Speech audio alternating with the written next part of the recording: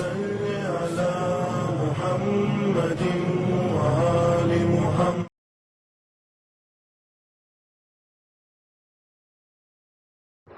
السلام علیکم ورحمۃ اللہ وبرکاتہ.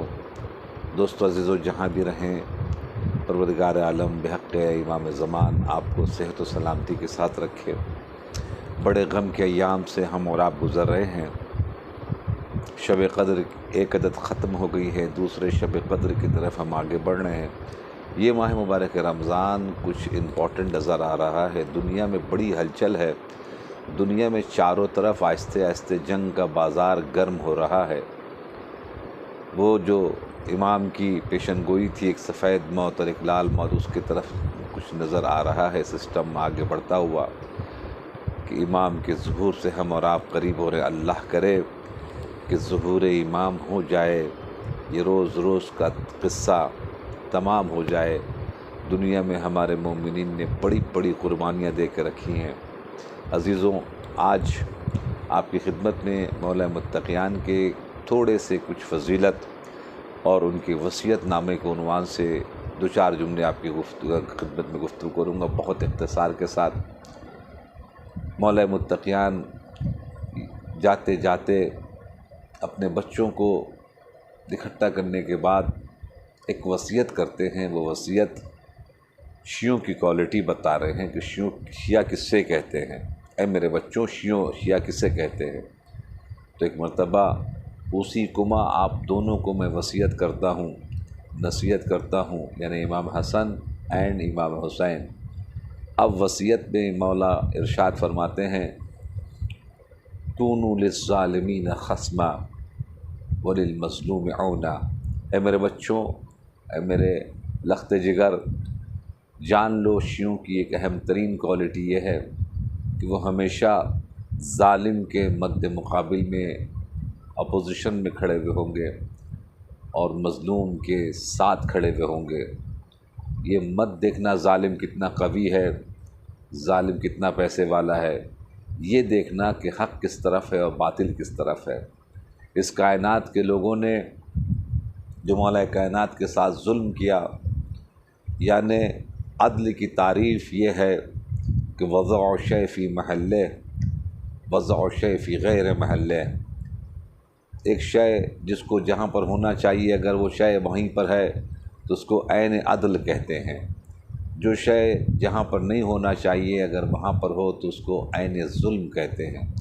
مولا متقیان کو وصی رسول تھے، خلافت کے اوپر رسول کے بات ہونا چاہیے، وہ وہاں نظر نہیں آئی. یہ ظلم ہے. جن لوگوں کو نہیں ہونا چاہیے جو وہاں نظر آئے، یہ ظلم ہے. اگر مولا علی وہیں پر ہوتے تو عین عدل ہوتا.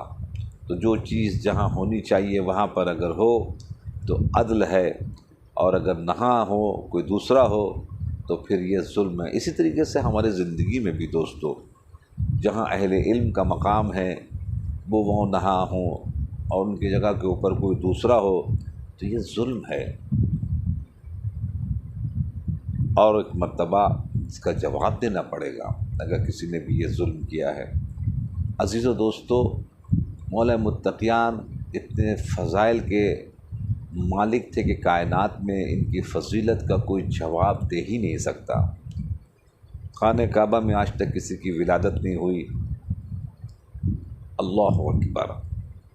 مولود کعبہ بنے، فاطمہ کے شوہر بنے سلام اللہ علیہا، حسنین کے پدر بنے، کل ایمان بنے، قسیم النار والجنہ بنے.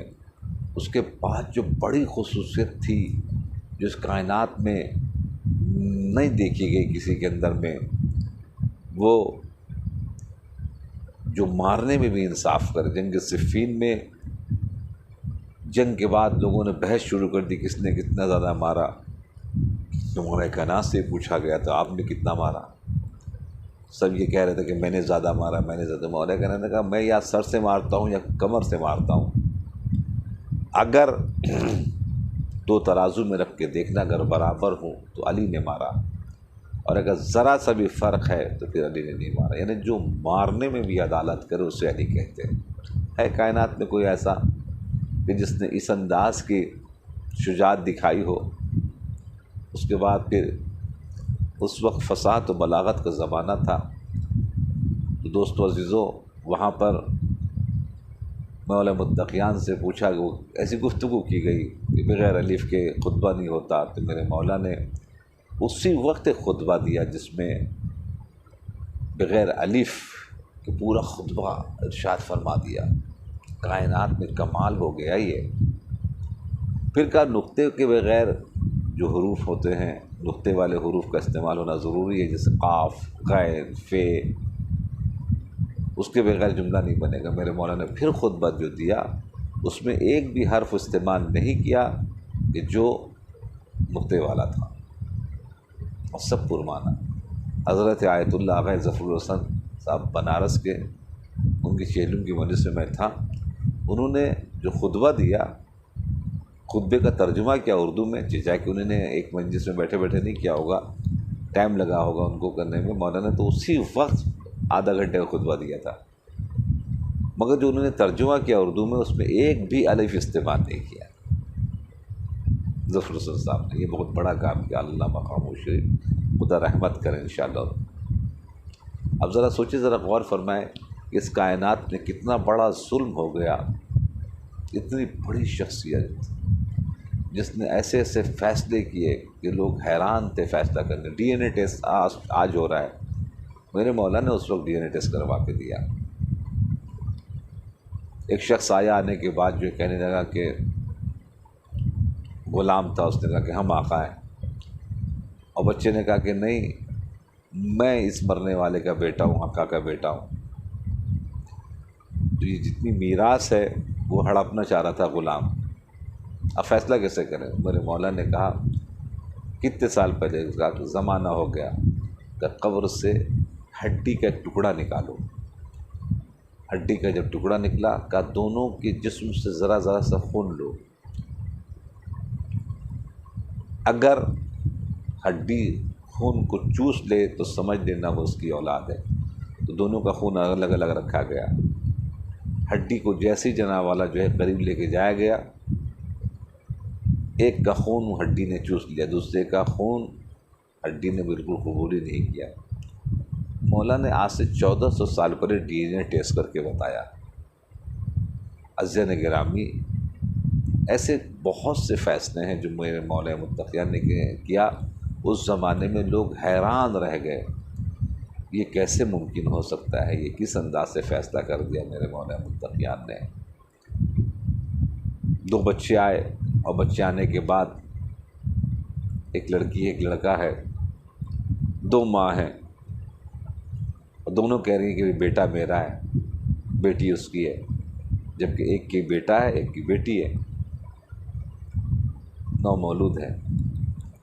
میرے مولا نے پھر ایسے ہی فیصلہ کیا، کہا دونوں سے کہا کہ وہ اپنے اپنے شیر کو نکالیں ایک برتن میں، اور اس کے بعد پھر اس میں نام لکھیں، اور جیسے نام لکھیں گے اس کے بعد اس کو وزن کریں، ایک ہی مقدار میں ہو، یعنی 100 گرام، اگر یہ 50 گرام ہے تو 50 گرام یہ بھی ہو، ٹھیک ہے، یعنی اس برتن میں جو دودھ وزنی ہوگا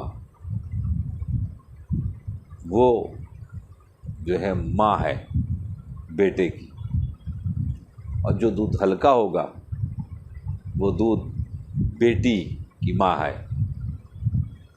تو ایسی دیکھا گیا اور ایسی ہوا، تو کہا یہ فیصلہ آپ نے کیسے کر دیا؟ کہ قرآن مجید نے کہا ہے نا کہ بیٹے کا ڈبل ہوتا ہے اور بیٹیوں کا سنگل حصہ ہوتا ہے، اس لیے دودھ بھی وزنی ہوتا ہے اس ماں کا کہ جو بیٹے کی ماں ہوتی ہے۔ لوگ حیران ہو گئے اس فیصلے سے۔ اس ٹائپ کے فیصلے میرے مولا متقیان نے کیے ہیں دوستو، اور لوگوں نے کس انداز سے اس کائنات سے ہمارے مولا متقیان کو چھینا ہے۔ آج شب قدر کی وہ دوسری رات ہے جس میں حسین، میرے آقا، میرے مولا امام حسن، جناب زینب، جناب ام کلثوم سلام اللہ علیہا یتیم ہونے والی ہیں، سب کو میرے مولا وصیت کر رہے ہیں، سب کو امام حسن کے حوالے کیا۔ جناب عباس کھڑے رہ گئے، ایک مرتبہ جناب المنین نے کہا میرے بچے نے کوئی خطا کی ہے کہ مولا آپ نے سب کو حوالے کیا امام حسن کے، آپ نے میرے عباس کو حوالے نہیں کیا۔ ایک مرتبہ گلے سے لگایا، ہاتھ رکھا سینے پر، پھر امام حسین کا ہاتھ رکھا اور کہا کہ میرے بچے حسین کا خیال رکھنا، ہم تمہیں حسین کے حفاظت کے لیے تمہاری ذمہ داری دے رہے ہیں۔ ایک مرتبہ زمانے بے زمانے میں یہ جملہ بھی نکلا ہوگا میرے آقا کے منہ سے، مولا جب تک ہاتھ باقی رہے گا اس وقت تک کوئی آقا حسین کو نظر اٹھا کر نہیں دے سکتا۔ مگر کیا کہنا اس با وفا اللہ اکبر شہنشاہ وفا کا، جس نے اس کائنات میں سب سے پہلے ہاتھ قربان کیا، پھر اپنی جان کو قربان کر دی امام حسین علیہ الصلوۃ والسلام کے لیے۔ الا لعنۃ اللہ علی القوم الظالمین، انا للہ و انا الیہ راجعون۔ خداوند عالم ہماری اس مختصر سی عبادت کو قبول فرمائے اور جتنے مومنین دنیا میں جہاں جہاں ہیں سبوں کی حفظ امان میں رکھے۔ والسلام علیکم ورحمۃ اللہ وبرکاتہ۔